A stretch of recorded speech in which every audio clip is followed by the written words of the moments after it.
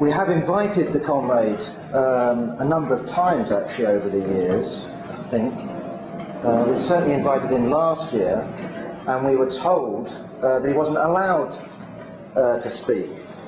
And indeed what we had is the AWL turning up at the beginning of the school, I don't know if comrades remember, and picketing the school, demanding, I can't remember exactly what, but I remember I came past them with Hillel, we both met each other at the station, and I was saying, well, come outside, set your literature table up, debate with us, and they said no. And I think a similar thing happened this year. What's remarkable, it's the first time I've read this leaflet from Workers' Liberty, which is obviously aimed at the CPGB, and it ends with this statement.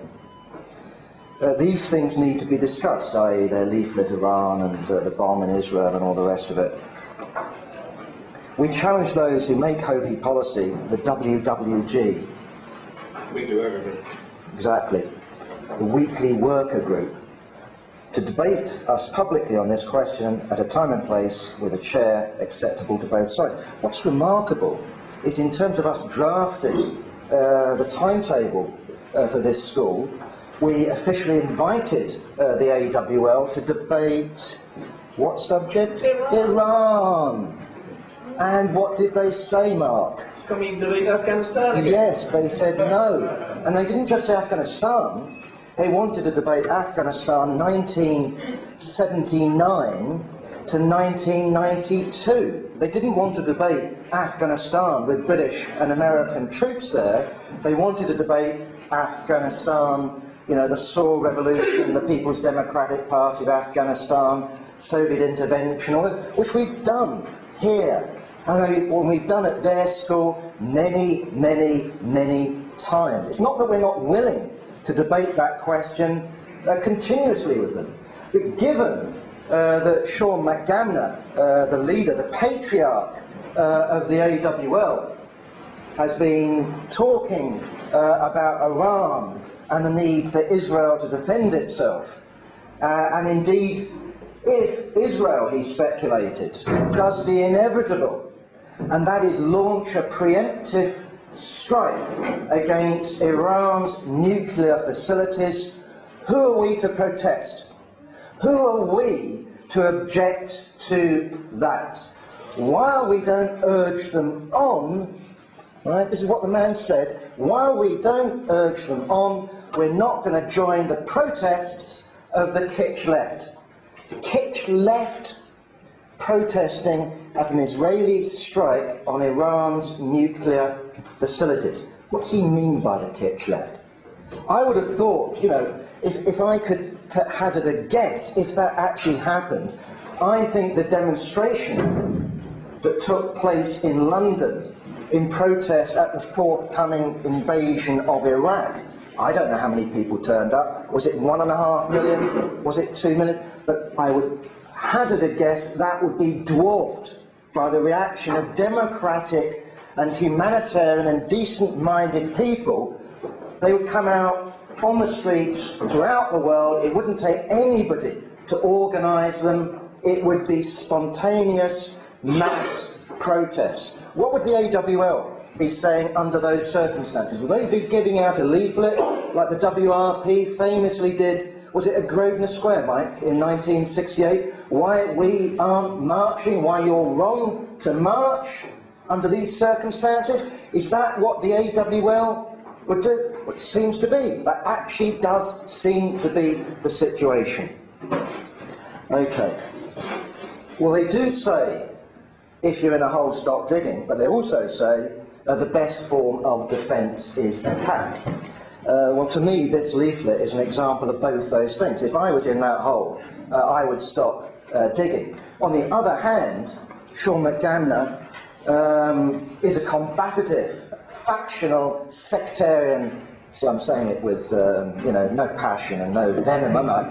He's a sectarian, factional fighter. And this is why we've got this leaflet, right? This is why we've got it. And we haven't got this leaflet, by the way, comrades, because he actually wants to debate with the Weekly Worker Group, or as we call it, he can't manage to do that, can he? It's not a question he wants to debate with us. It's not a question he wants to convince me, Mark, Stan, Tom, Anne, Tina, or any of the other comments. What it's all about is cohering his own organisation.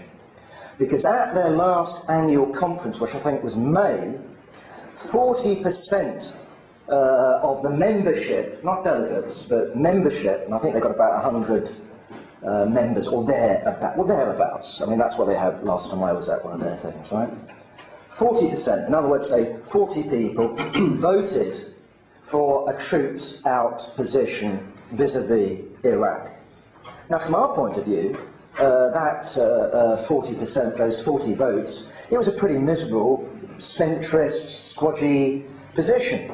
Because we're saying to these comrades, look, if you're serious, you've actually got to separate yourself from George Bush and Gordon Brown and Tony Blair. Because if you listen to George Bush, Tony Blair and Gordon Brown, what do they say? Troops out sometime, when we've won, when we've solved the situation, when we've settled the situation, when the Iraqis are mature enough, strong enough, when Afghan society is coherent enough to take over the role of peacekeeping and law and order.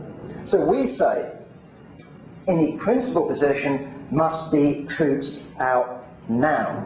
We don't mean that as a magic wand, right? We mean that saying unconditionally. We don't think British imperialism, American imperialism has got any progressive role to play in those countries. We think, therefore, that we should fight for them to withdraw. No ifs, no buts, out. That is what our movement should stand by. So this 40% vote isn't, from our point of view, a principal position, but from Sean McGamner's point of view, it's an anathema.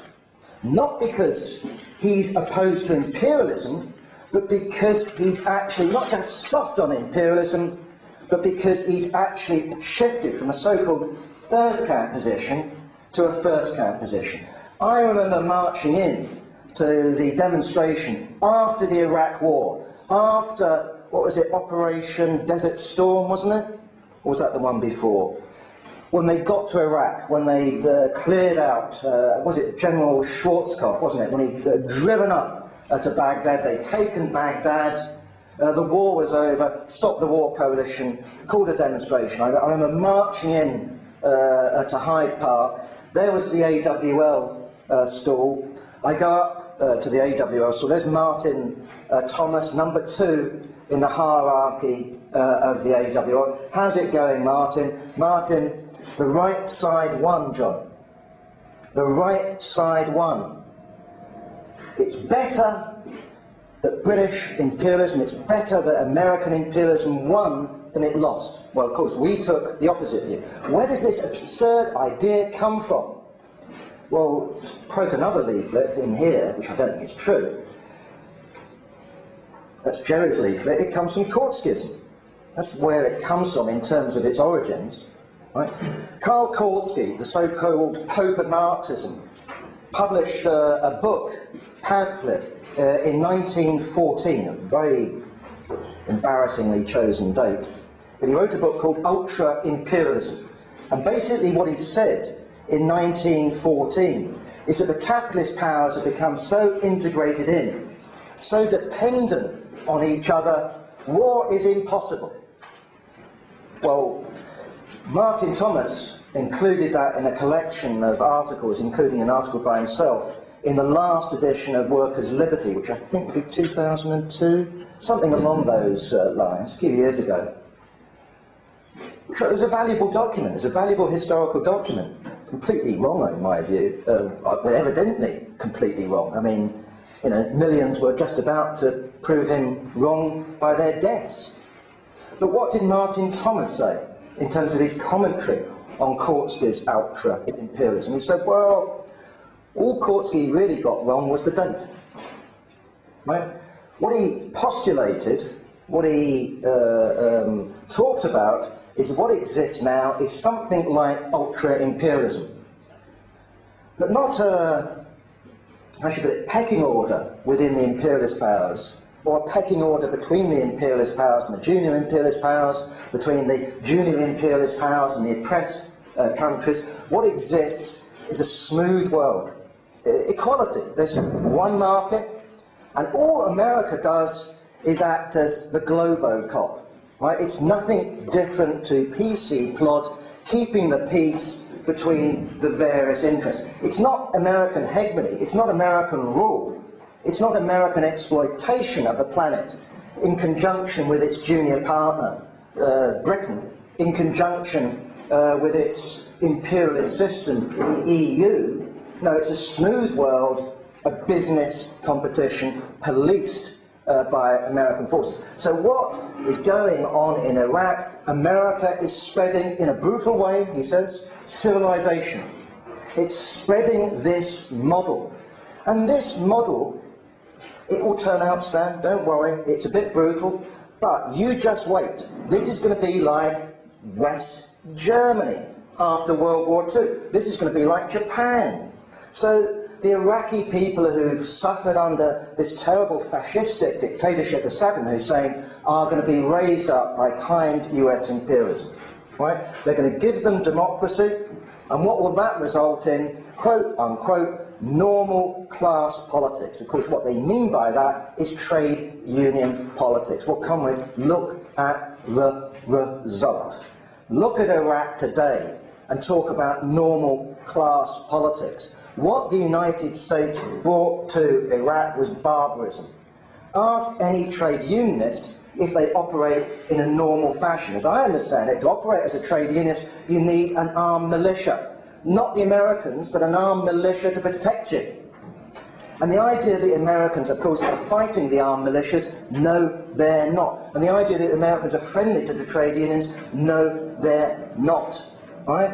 America has brought destruction, America has brought barbarism. Now, okay, we all make mistakes, don't we? And if you make a mistake, you should learn. You know, if the world hasn't turned out to be as you thought it would, no matter what the mistake, admit it, correct it, put yourself back on the right road. But instead of that, what are we seeing? I won't call them the comrades of the AWL, but what have we seen from the AWL? Well, specifically what I want to deal with is Sean McGamner's last article in the current edition, isn't it? The current edition of Solidarity, their paper. I've already told you what he said. He excused Israel attacking, and that was the essence of it. Let's strip away the cant, let's not be merely round about it. He excused Israel. He talked about an Israeli strike being inevitable. We ran, I don't know if we've got a copy of it here, but we ran, there it is, with a front page showing a nuclear, there we are, this is the one. We ran with this front page showing a picture of a nuclear cloud, because we were trying to present this debate in the sharpest, most angular terms we could, but also most honest terms. AWL Sean McGamner excusing an Israeli nuclear attack on Iran. They turned around, the initial reaction, outrageous, outrageous. Sean McGamner in his article did not mention nuclear weapons. It's absolutely true. Absolutely true. If in my memory, did they actually mention missiles launched from submarines in the Red Sea? Did they mention F-15 fighters? No. But if I simply ask the question, you know, it doesn't take anybody, it doesn't take a genius. I'm no genius. I just Googled Iran nuclear, bunged it in my Google, pressed the button. What's the first thing I got up? Iran nuclear, Israeli nuclear strike. It's the first reference. There were hundreds of references, I hasten to add, but the first one that came up, of course, was from a newspaper or some website. Why? Because anyone who knows anything about Iran's nuclear facilities knows that they are not like Iraq's nuclear facilities, which Israel did attack. They're not like, who knows what the site was in Syria. If it was nuclear, it was there, open, naked. They ain't like that. Iran's main nuclear site, Yasmin, is called Natanz. That's right, I did write it down there. Now, tell me if I'm wrong, right? I don't know much about meters and things like that, but what they've done with this site, which is something like 100,000 square meters or something like that, it's a big site. This is their nuclear site where they reprocess or process uranium or whatever they damn well do with uranium. It's what they do to purify it so that you can put it in nuclear power stations, maybe put them in bombs, I don't know. But you have to do it, right? This is what they're doing, right? They've got processes somewhere there, right? What they've done is dug a bloody big hole, right? They put the stuff down in the ground, right? As I understand it, something like 8 meters down. 75. No, that's feet. Right? This is what I'm saying. You know, correct me if I get it wrong. Okay, 8 meters down, which I think is a bit of a way. But then what they've done. 75 feet is actually about 30 meters. Okay, I'm just going on the website that I copied. So I'm not CIA. I haven't been down there. I'm just telling you that they dug a hole in the ground. They haven't just left that hole in the ground, then put the stuff in. What they've done is covered it, and they covered it with something like meters of concrete, right? Then they covered it with something like 22 meters of earth, right? And then they put some more concrete on top of that. At least that's what I understand from the site. So I'm no expert, but what I do know, according to all the sites that I went on and read, right, is in order to get that site, in order to put it out of action, what do you need? Well, you need a bunker buster. But according to the BBC site, an ordinary bunker buster, you know what ordinary bunker busters are like, they're pretty bloody powerful. I think they're delayed explosives, so they explode and then explode. They go, they're meant to penetrate concrete, dip down there and cause it. But that's not good enough. With a conventional bunker buster, which the Israelis have, right, thanks to George Bush has supplied them with conventional bunker busters, and it's called, I haven't got the name here, anyway, they're called something or other, right? They also have F-15, so this is a picture in this edition of an F-15 fighter launching a conventional bunker buster. But the Americans also have a nuclear bunker buster called a B-1116 or something like that. B-61-11. There you are. He's been doing layouts. No, he's doing layouts. He's been doing layouts. And what these do, this is what you would need. It's this sort of a bomb that you would need. What these do, they can go down further, but when they explode, then they send shockwaves down this hole, and then they put it out of action. An ordinary one will cause some damage, but it will not get down there.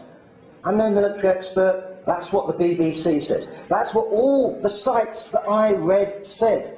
I went to Sunday Times, right? Yes, Sean's quite right. Israel has been practicing. We've seen the latest military exercises into the Mediterranean, right? Israel, Sunday Times said earlier this year, is preparing for a tactical nuclear strike. Doesn't mean it's going to do it, but militarily they're practicing for it. Now, we had a discussion, didn't we, the other day. Will they get the go-ahead from America and all the rest of it? Okay, I'm going to bow to comrades who say they have to have at least that from the United States. I'm not going to argue about that. But if we're saying a strike is inevitable, right, what message does that send, right? Whose side are you on if you're actually advocating that? Now again, I'm no expert on these questions. If someone wants to tell me I'm talking rubbish, I'm quite prepared to listen. As I understand it from not all the sites, some pro-American sites, like pro-Bush, right?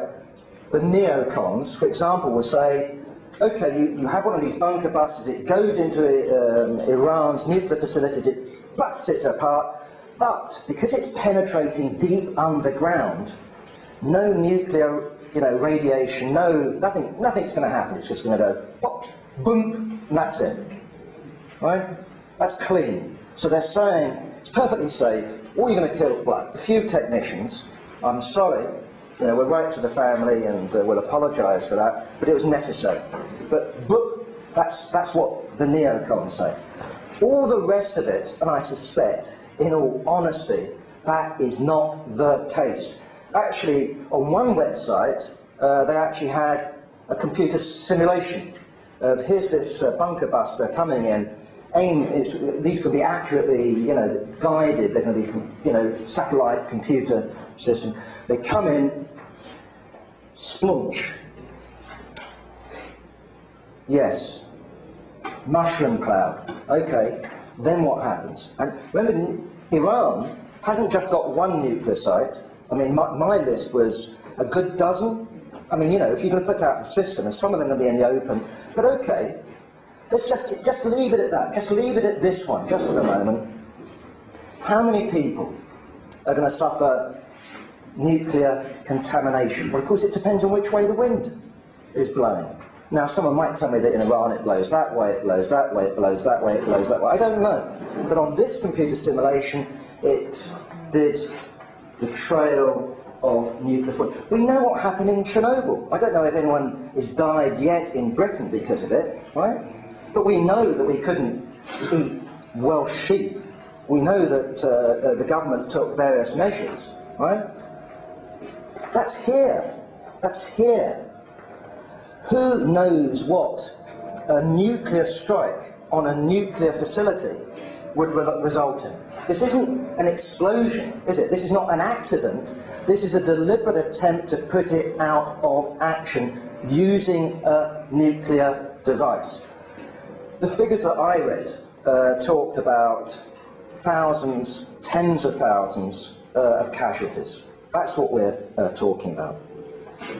I personally, I think Yasmin, we asked Yasmin to write an article, and she wrote an article. You talk about bunker busters and all the rest of it, but I think you begin your article, you begin it with Sons of Imam, the Imam, but also I think you begin it sort of a bit, I am speechless, which is what, no, that was my reaction. I could not believe it. I could not believe anybody who called themselves a Marxist, a socialist, would advocate. That's what the man has done. A strike by Israel on Iran, let alone on its nuclear facilities, let alone, unless the guy's a fool, a buffoon, an ignorant, right? Let alone a nuclear attack. Because, as I say, that's really what it would involve. And if you take moral responsibility for that, which is what he's doing, right? You have to take moral responsibility for the inevitable means that the inevitable attack, according to him, has to take. There is no other way that Israel can do the job. Okay. What I wanted to do is to deal with a little bit of this counterattack, this apology for a leaflet that's designed to keep his own organisation intact. That's why David Broder's not here. I don't think it's because the buses are being cancelled or the trains aren't running. I think he's in fear of his membership of the AWL. That's entirely up to him, right? Reminds me in that sense of where our party came from. Our party is called the CPGB. Used to be called the British Socialist Party. Used to be led by someone called Henry Hyman, who took the side of British imperialism in 1914. But our party also comes from those in 1916 who had successfully rebelled, who launched a paper in 1916 called The Call, who defeated Henry Hyman, who went off and formed the National Socialist Party, and our comrades went on to form the CPGB. The Call was the paper that did the job of forming the CPGB. That is what we're calling upon the AWL minority to do. They should side with the internationalists. They should rebel against the social chauvinists, as we did in 1914. That's the right path to take. Not to conciliate, not to excuse, not to make excuses for Sean McGamner, but to open war on McGamner and his faction inside the AWL. The minority who do stand for troops out now also ought to be criticising the fudges, the centrists, the marks, if you want to use that term, who don't dare call for troops out now because it's too much of a definite line against the social chauvinists or the social imperialists of McGanna and co. And I was talking to Mark on the way, and he said, "Have you read this leaflet?" Because we were saying, "Have we got a plan B for David Road?" And I was, well, you know, no, we hadn't, and no, I hadn't. We have now, but I hadn't read this. So we had a very, very brief discussion on this leaflet. Instead of actually discussing his moral responsibility, his political responsibility for an Israeli nuclear attack on Iran, he tries to turn it into his opposite. He tries to turn us into advocates of a Muller's bomb. Do you remember the debate in Hope? It was a very fierce one. Jerry was there saying, no, no, no. Do you remember that one? We can't support the Muller's bomb. This is absolutely outrageous, comrades from the Weekly Worker group. And we were fiercely arguing, apparently, that the Iranian people have the right to defend themselves by any means necessary, and that means a nuclear bomb. You remember that, Jerry? We were all saying it. No, we weren't, comrades. I don't know about the Iranian people should be able to defend themselves by any means necessary. Yeah, I say that, along with Malcolm X, right, in America. The Iranian people have the right to take up arms. Absolutely right. They don't exist, John. Well, the Iranian people exist for me, just as the Black Panthers, the Russian Bolsheviks. You understand, I know it's a joke, Phil, but anyway. Yes, that's what we are talking about. We are talking about the right of the Iranian people to resist the theocracy and the imperialists using any means at their disposal that they choose, right? Now, of course, in a military conflict, you can choose the wrong weapons, and we can get into a long discussion about what the right weapons and what the wrong weapons are. But do we mean, right, that the Iranian people should now arm themselves with bunker busters in order to send off their F-15s to Israel to blow up their 140 real nuclear weapons? Iran hasn't got one nuclear weapon, right? It might get one in 10 years' time, we don't know. The last report from the CIA seemed to indicate that they'd abandoned that project. So what is Sean meant to be attacking? I say Sean. What is Israel meant to be attacking, Sean? You know, nuclear facilities that seem to be being developed for peaceful purposes. That's what he's actually advocating. So maybe, yes, I'm sure that somewhere along the line, you know, the mullahs have got the idea of arming themselves with a nuclear weapon. Maybe they calculate, and I can understand why, looking at the fate of Saddam Hussein, who didn't have any weapons of mass destruction, and then looking at North Korea, who've got about 3, who maybe they could drop it on Seoul or something like that.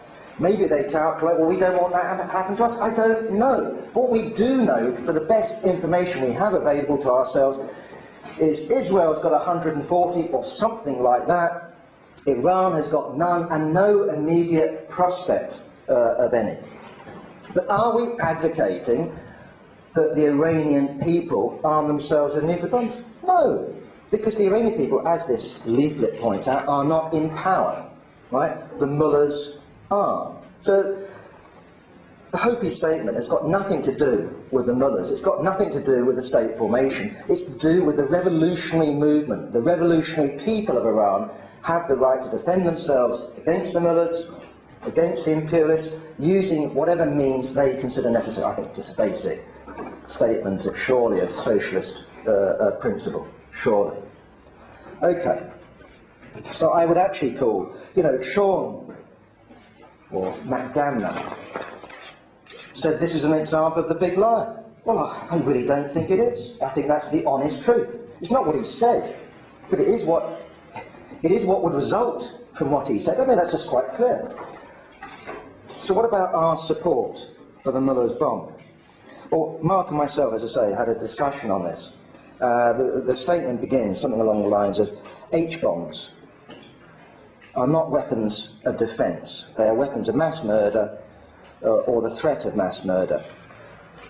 If they are used, it will not be in defence but murderous retaliation against cities and those who live in them. against the civilian population, their effectiveness rests entirely on that threat. I agree. I actually agree. Right? That would be my position. We actually did have a discussion. Mark was saying, well, what happens if we took over the EU? Would we threaten the United States with a nuclear attack? If they, if you attack us, we'll attack you, sort of idea. Well, who knows when we take over the EU? But my general approach would be, you say, should we disarm from nuclear weapons? Well, sort of, I was saying yes. Because what are we meant to do, right? US imperialism is threatening proletarian Europe, presuming the flame of revolution is alight. I don't know where it's begun. But we've taken the EU. Fuck me. Right? That's big. That's powerful. That is advanced. That's civilized. Right? What is going on in the United States? What's the proletariat of the United States going to be doing under those circumstances? Presumably this is in the midst of US decline, US crisis. Okay, some president threatens us. Threatens us what? If you do what? If you aid what? If you... What's our answer? Our basic answer is to the American proletariat, isn't it? That's our hope. That's what we believe in. We believe in the American Revolution. So yes, we would turn around, I think, and say, we are going to disarm, if they still exist, what are they called? Trident. I don't know what the Trident will be, 1, 2, 3 or 10 by then. But yeah, we're going to go up to, whether it is in Scotland, where is it? Holylock, Faslane. We're going to go up and we're going to send all the comrades up with hammers and, they might make a mess. But we're going to send all the technicians up there to dismantle these barbaric weapons. Yes, we are. Right? We are not going to threaten, right, our class in America, in New York, in Los Angeles, in San Francisco, in Chicago or Detroit with mass destruction.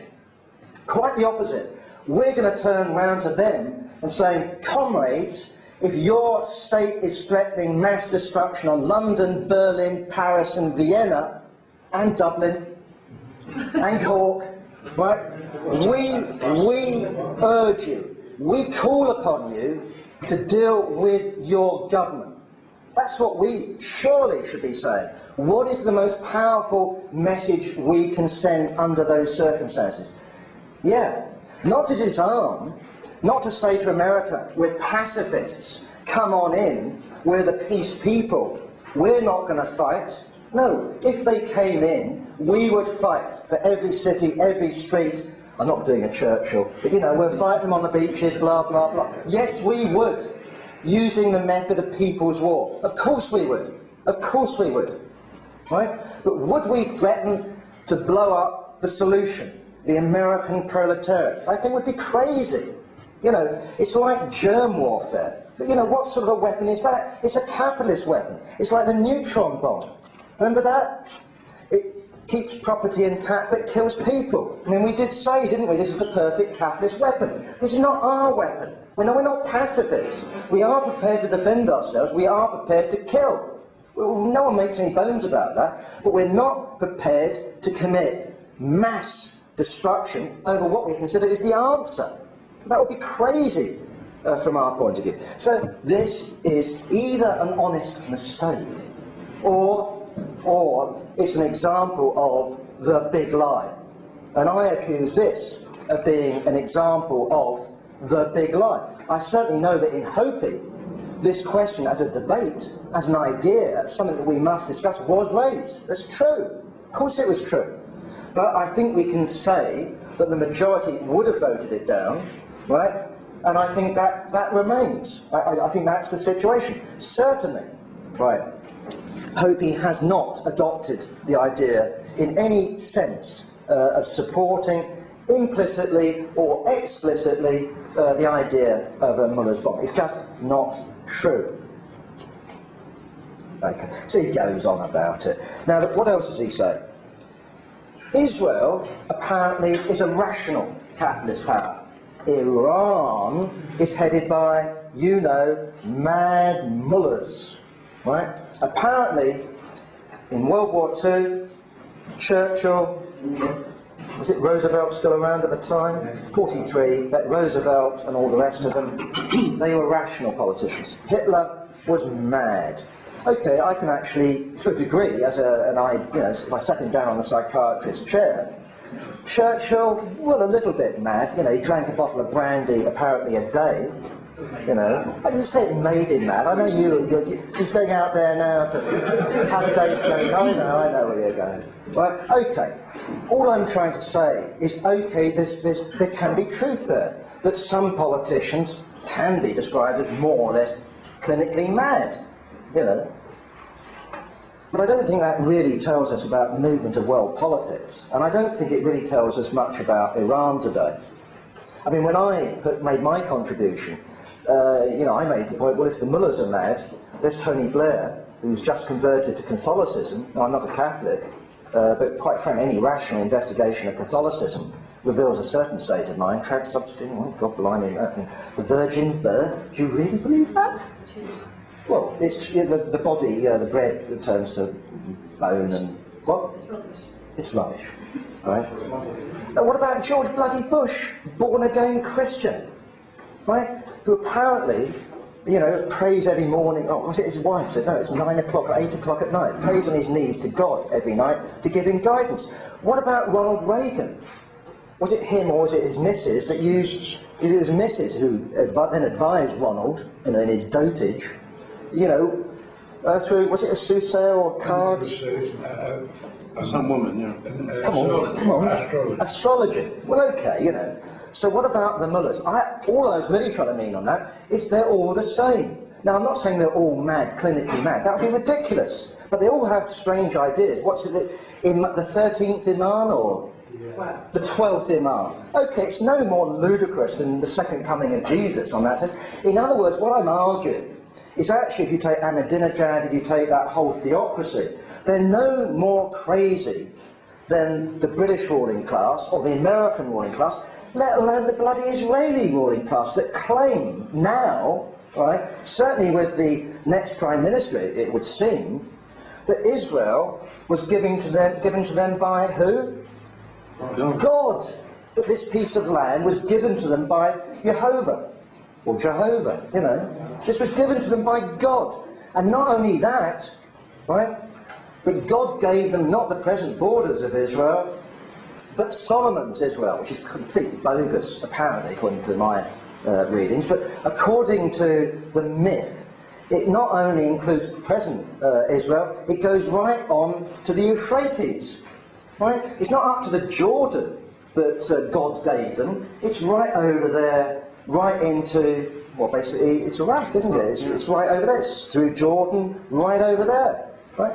All I'm trying to say is it's no more rational or irrational to believe in the 12th Imam that God gave you Israel, that Jesus is just about to come, or that bread turns to bone and wine turns to blood. They're all wrong, they're all irrational, but as politicians, when I look at them, they seem equally rational as far as their class and sectional interests go. After all, if you look at the manoeuvring of the ruling class, or the ruling clique, or the ruling elite in Iran, how have they conducted themselves? Either you think things like the seizure of the American embassy and the regime they introduced into Iran was just crazy, which, on one level you can say it as an emotional reaction, or you can actually locate it in the political economy of that elite and the power structures there, and the city dwellers and the poor people coming in from the countryside.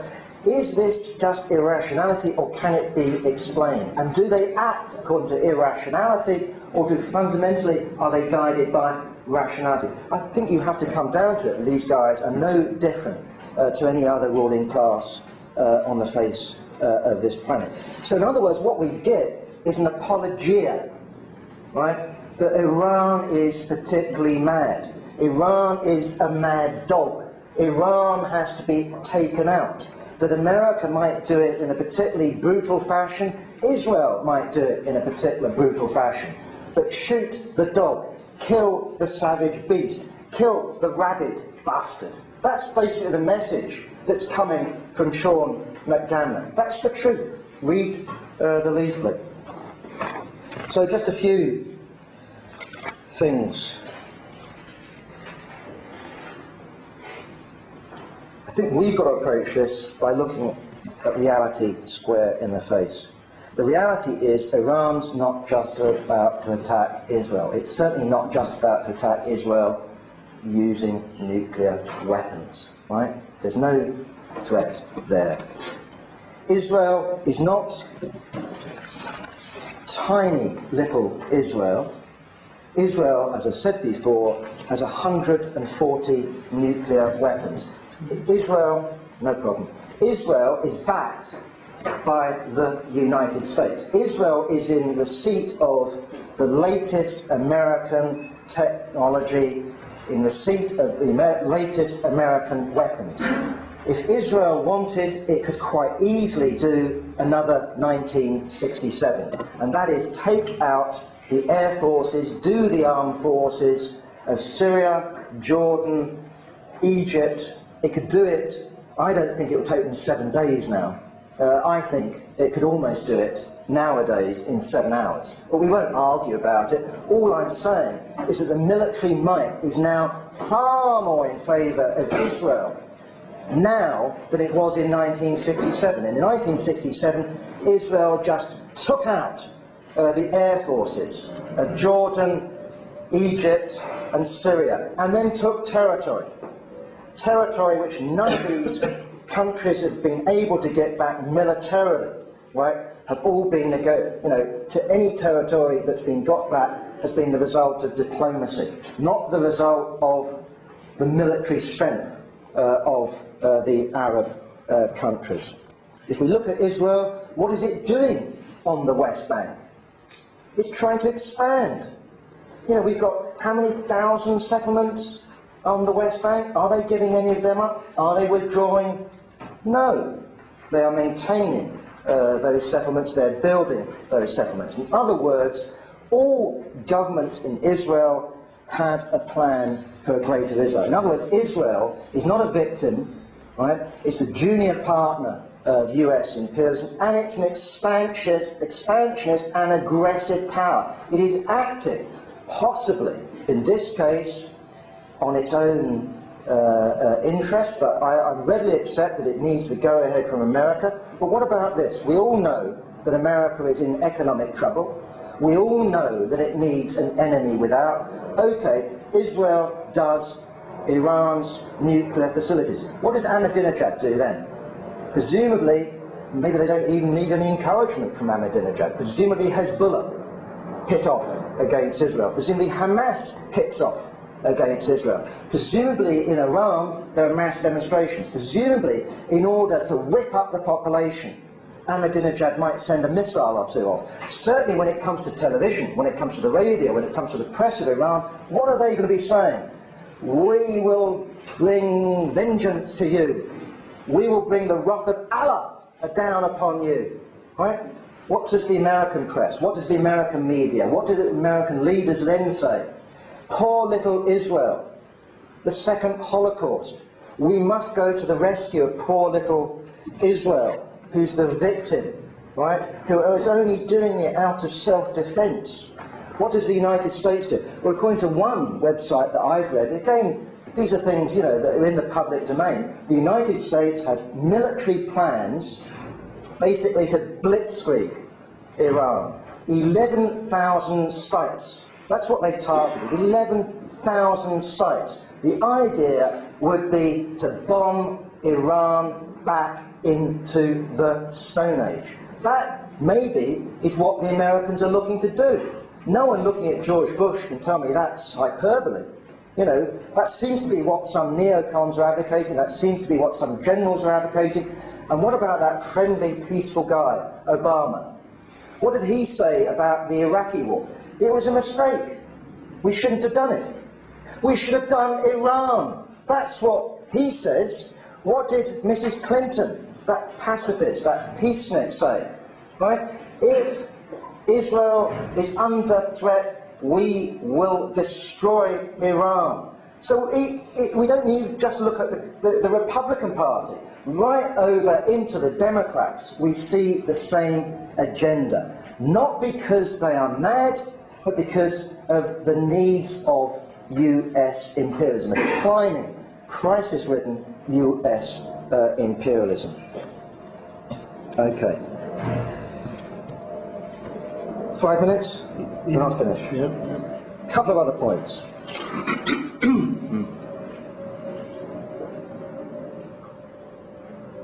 Has Israel got the right to defend itself? It's an absurd question. It's an absurd question. It's got 140 nuclear bombs. I mean, are we conferring, what are we meant to be doing? Conferring moral right? It's like looking at the United States. Has it got the right to defend itself? It's the dominant power on the face of the planet. Has Nazi Germany, right, in 1943 got the right to defend itself? This is just absurd. This is not Marxist language. What a Marxist would be talking about under those circumstances, surely, is the oppressors. Is you, as part of the oppressor country, what's your response to the violence of the oppressed? That's surely our starting point. In other words, in the middle of World War I, Connolly and Sinn Féin, or whatever they were called, Irish Republican Brotherhood, take over the centre of Dublin. What's our response in the oppressor country? To clap when Connolly was executed, like the Labour Party did, or to join with Connolly, so we defend Connolly. Right? We'll revenge Connolly. We're to get rid of you barbarians, you oppressors. We take the side of the oppressed. That's what we would do.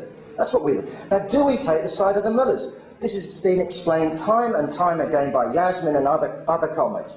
These are people that are quite prepared to do a deal with imperialism. Right? These are not anti-imperialists. It's the ordinary people of Iran who are the anti-imperialists. These are the real enemies of imperialism. Now, I just ask this closing question. The problem we've got in the Middle East at the moment is there's no parties worth their name of the working class. But where would we look for a solution? We could look, as Sean does, to democratic Israel, to the working class movement, which is very well organised. It used to be quite well organised, didn't it? The Fed, can't remember the name of it in Hebrew. Histadrut. Anyway, the Fed, the Federation, the General Federation of, is it Jewish Labour in Palestine? Whatever its full name is, the Fed, right? It used to be an incredibly powerful organisation, right? It used to organise workers, it used to pretend to be socialist and all the rest of it.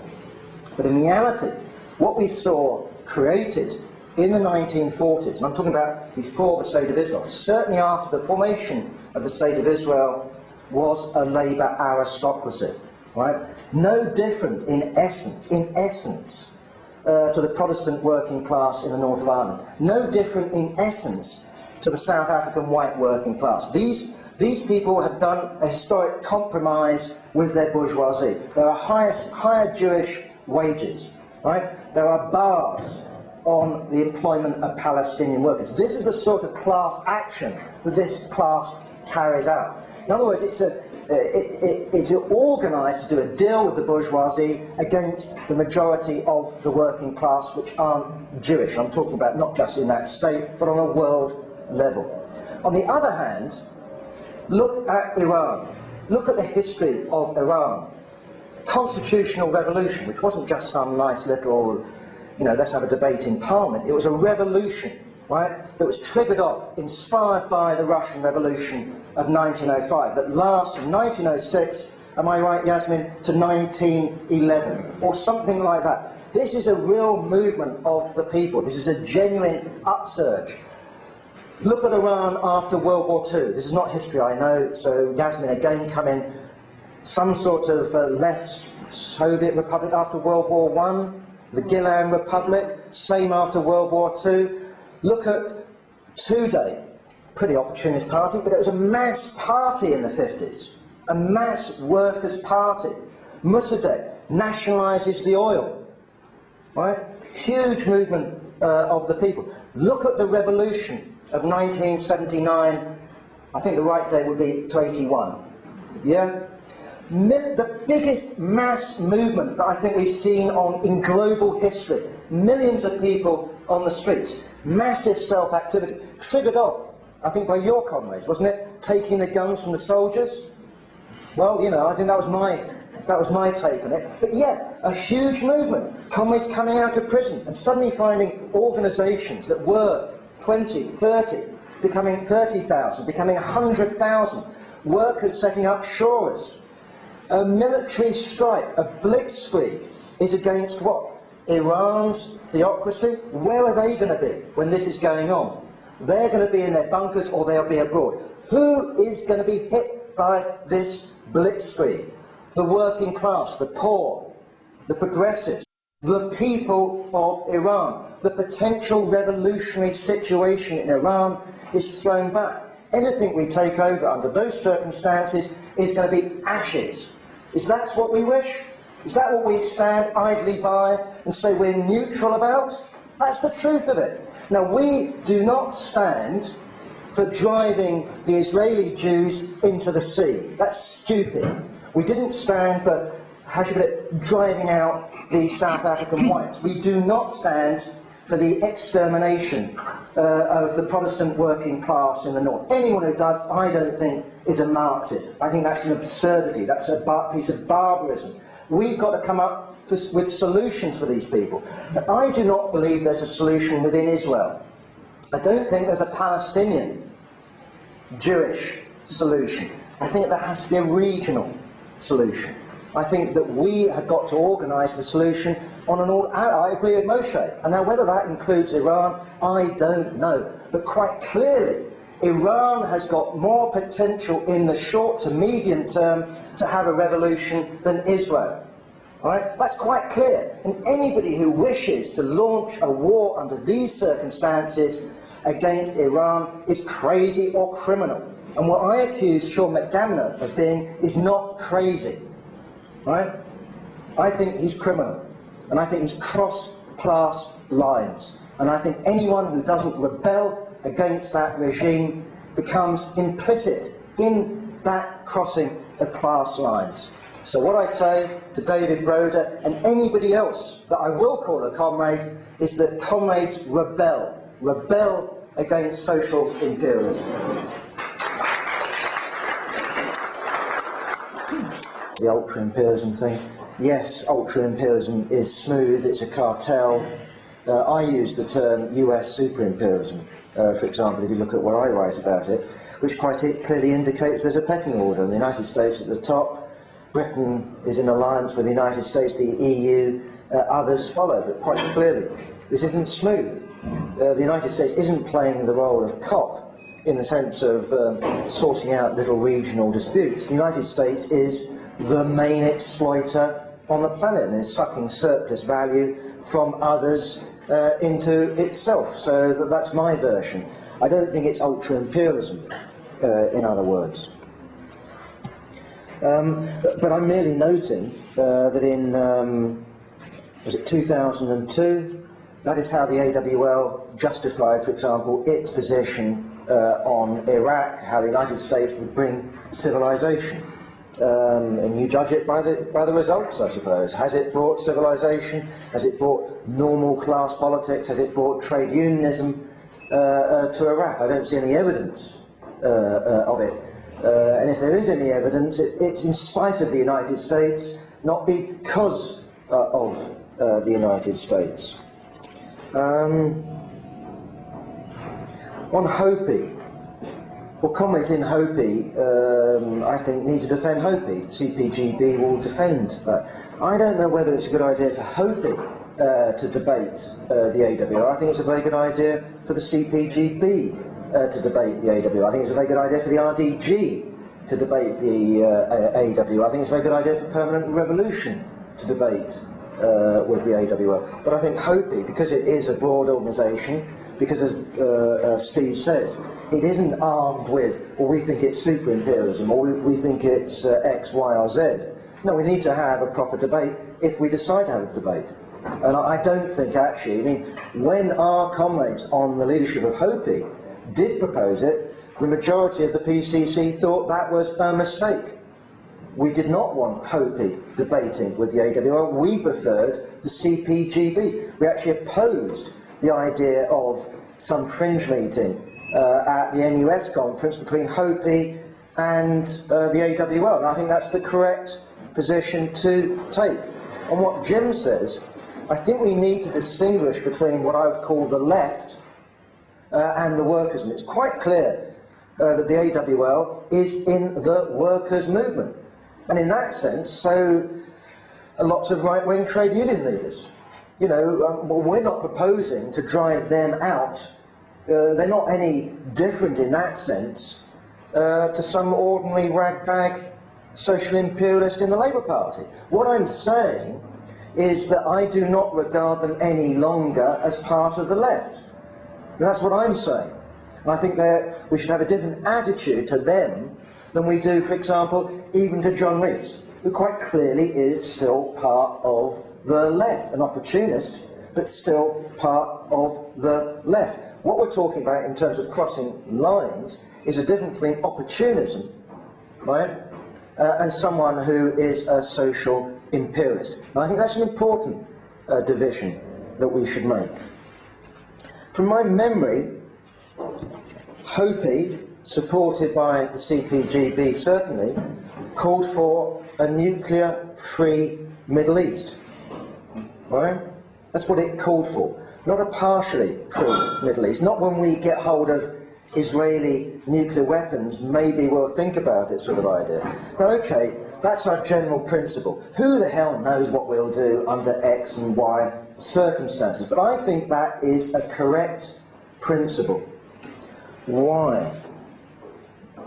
Because in essence, while we can talk about, yes, you can target nuclear bombs on nuclear bombs, while you can, yes, use them in the battlefield, what is the attitude of the workers' movement? We don't just arm ourselves with the same weapons as the bourgeoisie.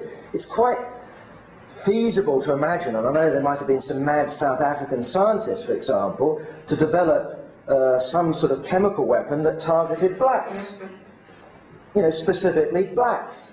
I mean, what would our attitude be when we have a revolution in South Africa and we've got these weapons that can kill just blacks? Do we say, well, just in case? I mean, no. There are different forms of warfare that we fight compared with what they fight. So, of course, weapons are weapons, but there are weapons and weapons. And I think that's true. So, in my view, I think Hopi is correct to take the view that we stand for, we campaign for a nuclear-free Middle East. And that means we're against Israel's nuclear weapons, and we're against any possibility of Iran equipping itself with nuclear weapons, even if they were tactical weapons or battlefield weapons, whatever. We are against that. Now, in terms of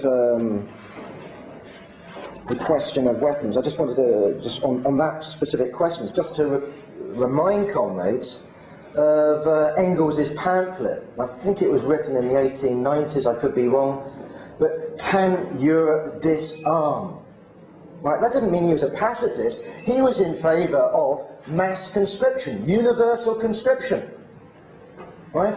But he was not in favour of the sort of weapons the bourgeoisie were starting to equip themselves with, which they ended up fighting World War I with. Right? He wanted mass armies, not drilled armies, but mass popular militias. Right? Not dreadnoughts, not gas, not chemical weapons, right? But weapons that could be used simply for defence, right? That's the point. And I think we need to learn a lesson there. So in other words, if you take the sort of weapons we're talking about, they are about mass resistance. That's the crucial question for us. They're not meant to be designed, how can we conquer the United States?